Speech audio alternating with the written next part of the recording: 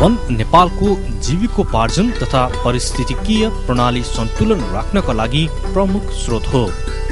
तर परम्परागत व्यवस्थापन पद्धतिले वनलाई गरिबी निवारणको माध्यममा प्रयोग गर्नुको साटो सीमित पहुँचवाला र केही कर्मचारीहरूको स्वार्थको लागि मात्र प्रयोग गरियो।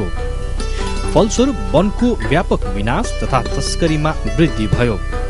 यसलाई सुधार गर्न सरकारले वन व्यवस्थापनको जिम्मा स्थानीय उपभोक्ता मार्फत गराउने प्रणालीको सुरुवात गर्यो, जस अनुरूप हालसम्म 18,000 बढी समूहलाई नेपालको करिब 25% वन सामुदायिक वनको रूपमा हस्तान्तरण गरिएको छ। हाल आएर सामुदायिक वनभित्र पनि अपारदर्शिता, हेपाहा प्रवृत्ति, वञ्चितीकरण, कमजोर सहभागिता, विधिको शासनको उल्लङ्घन र दण्डहीनता जस्ता समस्याहरू देखा परिरहेका छन्, जसले अनियमित गर्न चाहने वन कर्मचारी, स्थानीय टाटाबाटा र काठ तस्करहरूलाई कमाउन सजिलो भएको छ। अझ यो समस्या अनौपचारिक रूपमा गठन भएका संरक्षण सामुदायिक वन तथा समूह गठन भइसकेका तर हस्तान्तरण गर्न बाँकी समूहहरूमा विकराल देखिएको छ। सामुदायिक वन भित्रकै काठको बिक्री वितरणमा समेत अपारदर्शिता छ। यहाँ भित्र अख्तियारको दुरुपयोग हुने गरेको छ। यस बारेमा समूह भित्रकै उपभोक्ताहरू समेत अनभिज्ञ छन्। यसले गर्दा काठको लिलामी प्रक्रियामा सम्बन्धित ठेकेदार बाहेक अन्यले सहभागी हुने मौकै पाउँदैनन्। फलस्वरूप काठको वास्तविक मूल्यभन्दा निकै सस्तो दरमा काठ बिक्री हुने गर्दछ। यस्ता समूहहरूले वार्षिक लाखौंको नोक्सानी बेहोर्नु परेको छ। नेपालको सन्दर्भमा 55 वर्ष अघि नै भ्रष्टाचार निवारण ऐन लागू भई विभागको समेत स्थापना भएको छ। नेपालको संविधान 2047 मा व्यवस्था भए अनुसार अख्तियार दुरुपयोग अनुसन्धान आयोगको गठन भई हाल कार्य हुँदै आएको छ। अझ नेपालले एसियाली विकास बैंकको एसिया तथा पेसिफिक क्षेत्रको भ्रष्टाचार विरुद्धको अभियान तथा संयुक्त राष्ट्रसङ्घको भ्रष्टाचार विरुद्धको महासन्धिमा हस्ताक्षर समेत गरेको छ। तर पनि नेपाल भ्रष्टाचार हुने मुलुकहरूको सूचाङ्कमा 180 राष्ट्र मध्ये 121औं स्थानमा रहेको छ। उपभोक्ता समूहहरूमा मूल्याङ्कन र पृष्ठपोषण कामहरूको मूल्याङ्कन र भावी योजनाको निर्माण कार्य हुन सकेको छैन। आर्थिक वा अन्य फाइदाको बाँडफाँड र निर्णय प्रक्रियामा सबै वर्गलाई समावेश गरिएको छैन। यदि गरिएको छ भने पनि त्यो कागजी मात्रको हुने गरेको छ। योजना प्रक्रियाको चरणमा समेत यी वर्गहरूको अनिवार्य सहभागिता हुनुपर्ने भन्ने वन ऐनमा व्यवस्था छ। स्थानीय अगुवा, फिल्ड तहका वन कर्मचारी, स्थानीय निजी व्यवसायीहरूलाई सहभागी गराएर मात्र वन कार्यमा पारदर्शिता गर्न सकिन्छ। यसका लागि उनीहरूलाई नै वन क्रियाकलापमा सहभागी र प्रोत्साहन गर्नु आवश्यक पर्दछ। सबै समस्याहरूको गहन अध्ययन पश्चात स्थानीय तहमा सुहाउँदो मार्ग निर्देशिका तयार गर्ने, यसका सिकाइलाई व्यापक बनाउने र आवश्यकता अनुसार नीति परिवर्तन गर्न लबिङ गर्ने उद्देश्यले partnership for transparency fund PTF को आर्थिक सहयोग तथा सामुदायिक वन उपभोक्ता महासंघ नेपाल मोरङको साझेदारीमा अभिमुखीकरण सामुदायिक वनका लागि पारदर्शिता तथा जवाफदेहिता प्रवर्धन कार्यक्रम सञ्चालन भएको छ। फरेस्ट एक्सन भन्ने संस्थाले हाम्रो नापी नक्साहरू गरिदिने, वनलाई संरक्षणका पाटाहरू धारणाहरू चाहिँ यस्तो हुनुपर्छ भनेर चाहिँ उहाँहरूले हामीहरूले केही अलिकति सुधार गर्ने र जनचेतनाको कुराहरूलाई पनि अगाडि बढाइदिने यस्तो खालको चाहिँ अहिलेसम्म भइराखेको छ। र यस्ता आयोजित कार्यक्रमहरू पनि गर्न सुरुवात गर्ने हामीले चाहिँ एउटा निर्णयहरू गरेका छौँ। यसमा एउटा नस्ल सुधारका बोकाहरू लिएर अहिले पाल्ने गरिएको छ।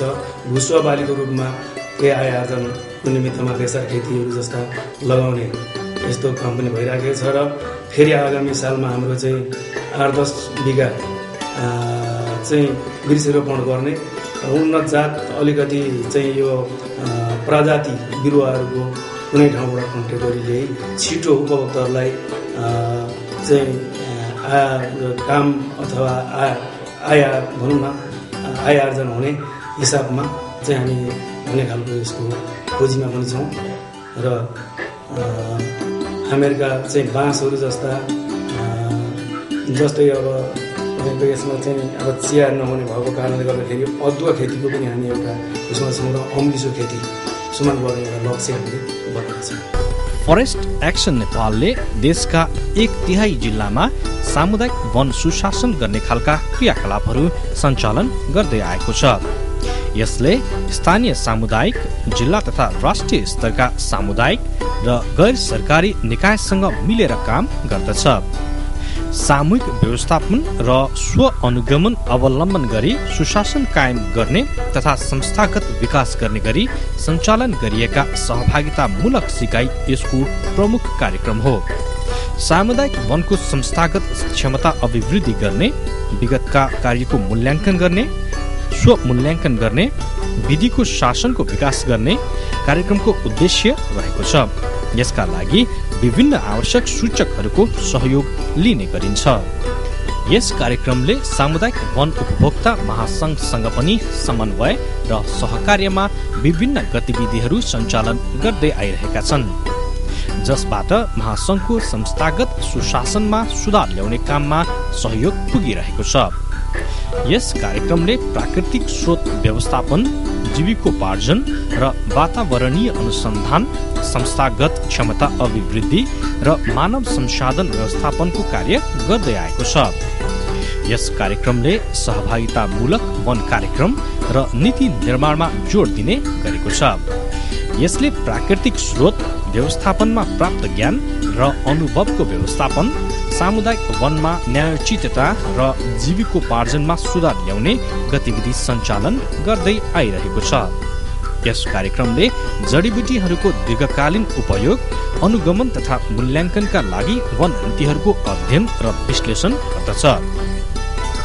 यसले कार्यमूलक सिकाइ पद्धतिको विकास गरी सामुदायिक वनमा सुशासन कायम गर्ने जस्ता अनुसन्धान र संस्थागत क्षमता अभिवृद्धिका लागि गतिविधिहरू गर्दै आएको छ। पहिला सुरुमा यो जङ्गल पुरा विनाश भइसकेको अवस्थामा हामीहरू तदर्थ समितिमा आएर हामीहरूले संरक्षण गर्दै गयौँ। संरक्षण गर्दै जाँदाखेरि धेरै अप्ठ्याराहरू पार गर्दै, धेरै तस्करहरूसँग जुझ्दै लड्दै अहिले आएर हेर्ने हो भनेदेखि अहिले हराभरा जङ्गल एक किसिमले भन्ने हो भने होइन, यो पुरानै जङ्गलमा पो यस्तै रहेछ, यो प्राकृतिकै जङ्गल हो, प्राकृतिकबाटै चाहिँ बनेको रहेछ जस्तो देखिन्छ। तथापि हामीहरूले धेरै दुःख गरेर चाहिँ यो समूहका सारा उपभोक्ताहरूलाई सचेत गराएर हामी आइपुगेका छौँ र अहिले जङ्गलभित्र पसेर हेर्दा हराभरा देखिन्छ। त्यसभित्र हामीहरूले भित्री बाली पनि लगाएका छौँ, गोडमेल गरेका छौँ। यो प्याङ्ग्रीले जङ्गल सखा पारेको, तस्करहरूले सखा पारेको, ती सबै गोडेर संरक्षण गरेर त्यो उपभोक्ताहरूलाई सचेत गराएर त्यो मानिसहरूलाई, चोर्न आउने मानिसहरूलाई राति ड्युटी गरेर अहिले हामीहरूको चौकीदारहरू राखेर राति पनि हामीहरूले जङ्गलमा ड्युटी गरेर संरक्षण गर्ने गरेका छौँ।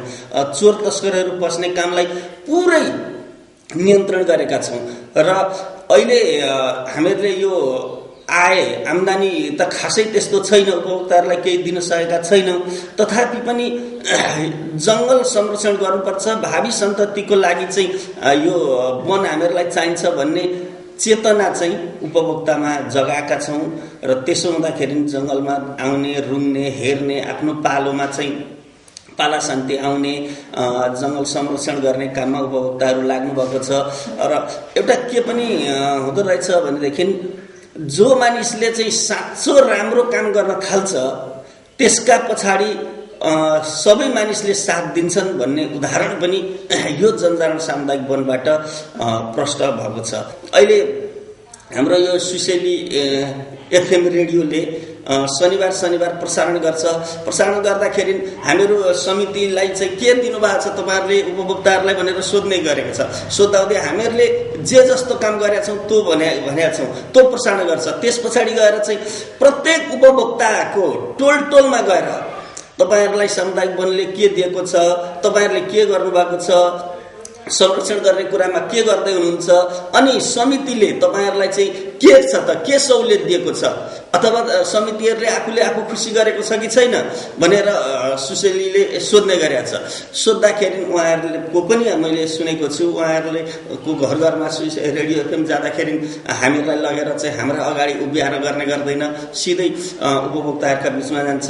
जाँदाखेरि होइन समितिले त्यस्तो केही गरेको छैन, राम्रो काम गरेको छ, त्यहाँ भएको जानकारी गराएको छ, सारा हिसाब किताबहरू चाहिँ हामीहरूले पारदर्शी तरिका राखेको छ, सुनाउने गरेको छ, हामीहरूले हेर्ने गरेका छौँ। त्यहाँ भएको जे जति ल्याउन सकिन्छ, लडे पडेका सानातिना हाँगाबिगाहरू उपभोक्ताहरूलाई सबैलाई उत्तिकै बराबर ठानेर समूह समूह मार्फत दिने गरेको छ। त्यसबाट हामीले जे जति पाएका छौँ त्यो ल्याएका छौँ, उपभोग गरेका छौँ। त्यसो हुनाले जे जति गर्नुभएको छ समितिहरूले पनि राम्रै काम गर्नुभएको छ, हामीहरू पनि त्यत्तिकै सक्रिय भएर लागेका छौँ।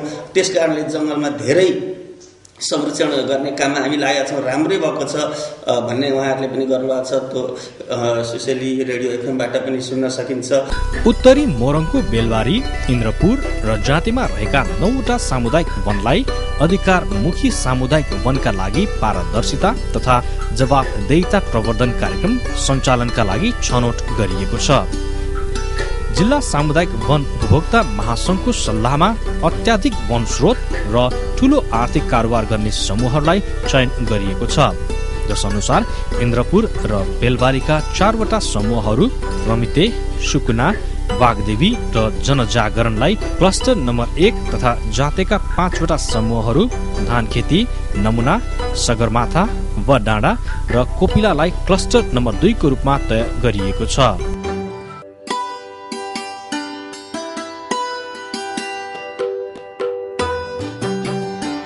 अभियानका क्रममा वर्तमान सोच तथा संरचनामा परिवर्तन गरेर मात्र पारदर्शी र जन उत्तरदायी संस्करण निर्माण गर्न सकिनेमा स्थानीय सरकारवाला सहमत भएका छन्। प्रस्तावित कार्यक्षेत्र मोरङको पश्चिमोत्तर तराई तथा शिवालिक क्षेत्रको अत्यन्त उत्पादनशील वन क्षेत्र हो।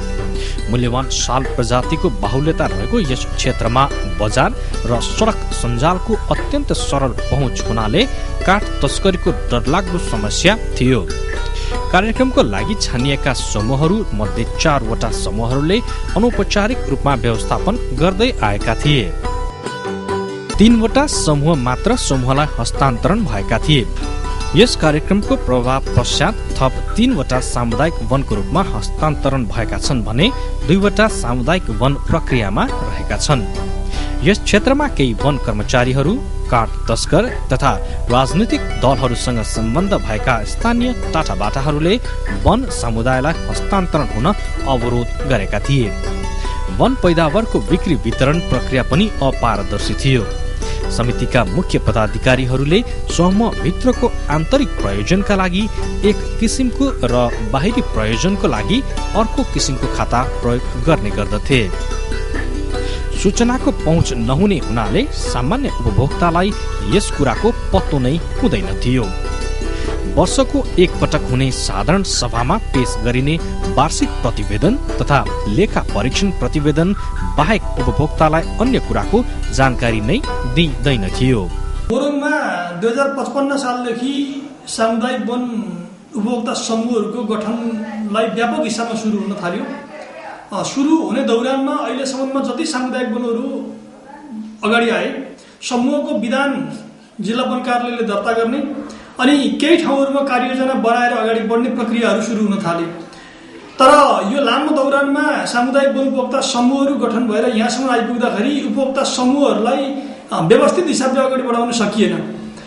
सामुदायिक वनभित्र प्रभावकारिताका कुराहरू, सामुदायिक वनभित्र जवाबदेहिताका कुराहरू, सामुदायिक वनभित्र उत्तरदायित्वका कुराहरू, सार्वजनिक सुनवाईहरू गर्न नसकिरहेको अवस्थाहरूमा विगत 3 वर्ष अगाडि सामुदायिक वन उपभोक्ता महासंघ मोरङ र फरेस्ट एक्सन नेपालको सहकार्यमा सामुदायिक वन उपभोक्ता समूहभित्र जङ्गल मात्रै होइन है, अब समूहलाई सुदृढ बनाउनको लागि, संगठनलाई दर्बिलो बनाउनको लागि, सामुदायिक वनलाई व्यवस्थित हिसाबले लानको लागि सुशासनको कार्यक्रम आवश्यकता छ भन्ने एउटा जिल्ला महासंघले ठहर गर्यो।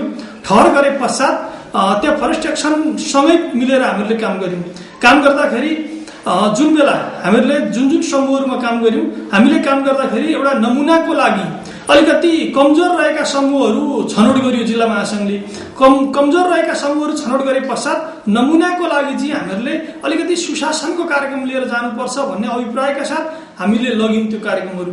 अहिले ती समूहहरूमा सुशासनका कार्यक्रमहरू व्यवस्थित हिसाबले अगाडि बढिरहेको अवस्था छ र नियमित बैठक गर्ने, नियमित भेलाहरू गर्ने, सार्वजनिक सुनवाईहरू गर्ने, त्यसलाई कार्यक्रमलाई व्यवस्थित हिसाबले लाने, दोहोरो लेखा प्रणाली अनुसार चाहिँ उहाँहरूले व्यवस्थित हिसाबले लाने भन्ने हिसाबमा चाहिँ उहाँहरूले सुरु गर्नुभएको छ। र हाम्रो ध्येय भनेको चाहिँ त्यो नमुनाको लागि त्यो हामीहरूले पहिलो आर्थिक वर्षमा अगाडि 2 वर्ष अगाडि हामीहरूले 6वटा सामुदायिक बन्न लग्यौँ र पछाडि हामीहरूले फेरि थप 3टा गऱ्यौँ र हामीले हाम्रो प्राविधिक सहयोगमा या जिल्ला महासङ्घको प्राविधिक सहयोगमा केही समूहहरूलाई हस्तान्तरण गराउनको लागि अगाडि पनि बढायौँ। सामुदायिक वन उपभोक्ता समूहहरू हस्तान्तरण हुँदै गए। अहिले पनि सामुदायिक वनहरू पहिला चाहिँ अलिकति सिधा भन्नु पर्दाखेरि काठमुखी सामुदायिक वन अवधारणा थियो, दाउरामुखी अवस्था आइरहेको थियो।